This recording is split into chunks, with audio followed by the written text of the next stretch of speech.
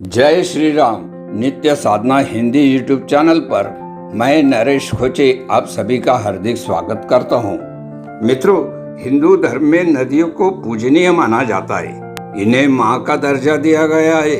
मान्यता है कि पवित्र नदियों में स्नान से व्यक्ति को जन्म जन्म के पाप धुल जाते हैं और उसे मोक्ष की प्राप्ति होती है।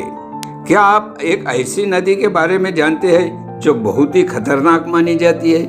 ये नदी पापियों को देखकर उबलने लगती है। इसका नाम है वैतरणी नदी।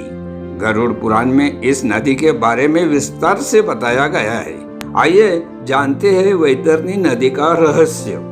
मित्रों, गरुड़ पुराण के अनुसार वैतरणी नदी 86,000 योजन दूर यमलोक में बहती है।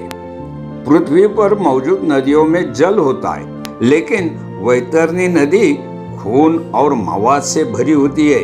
मृत्यु के बाद जब जीवात्मा यमलोक की यात्रा तय करती है तो उसे वैतरणी नदी से होकर गुजरना पड़ता है। इस नदी में भयानक कृमि, मगरमच्छ और वज्र जैसे चोंच वाले गिद्ध रहते हैं। मित्रों, मृत्यु के बाद जब यमदूत पापी जीवात्मा को लेकर वैतरणी नदी के पास से गुजरते हैं तो नदी का रक्त खौलने लगता है।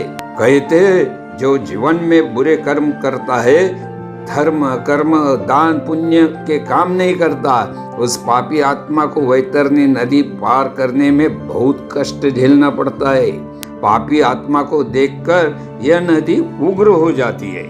इसके बाद यमदूत नाक में कांटा फंसाकर जीवात्मा को खींचते हुए नदी के ऊपर से ले जाते हैं। मित्रों, गरुड़ पुराण में बताया गया है कि वैतरणी नदी का स्वभाव हमेशा एक जैसा नहीं होता। जो लोग अपने जीवन काल में ईश्वर की भक्ति दान करते हैं, उन्हें मृत्यु के बाद यमलोक की यात्रा के दौरान कोई पीड़ा नहीं सहनी पड़ती।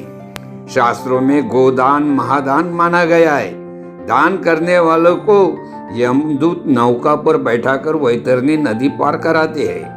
इस दौरान वह शांत होती है। तो मित्रों, ये थी वैतरणी नदी कहाँ है और उसका क्या रहस्य है, इस बारे में विशेष जानकारी। ऐसे ही ज्ञानवर्धक, उद्बोधक तथा आध्यात्मिक जानकारी के लिए आज ये हमारे नित्य साधना हिंदी यूट्यूब चैनल को सब्सक्राइब करें। आज के वीडियो की जानकारी अच्छी लगी तो इसे लाइक और शेयर भी करें। इस वीडियो में इतना ही। मिलते हैं अगली बार एक और नई जानकारी के साथ। तब तक के लिए जय श्री राम।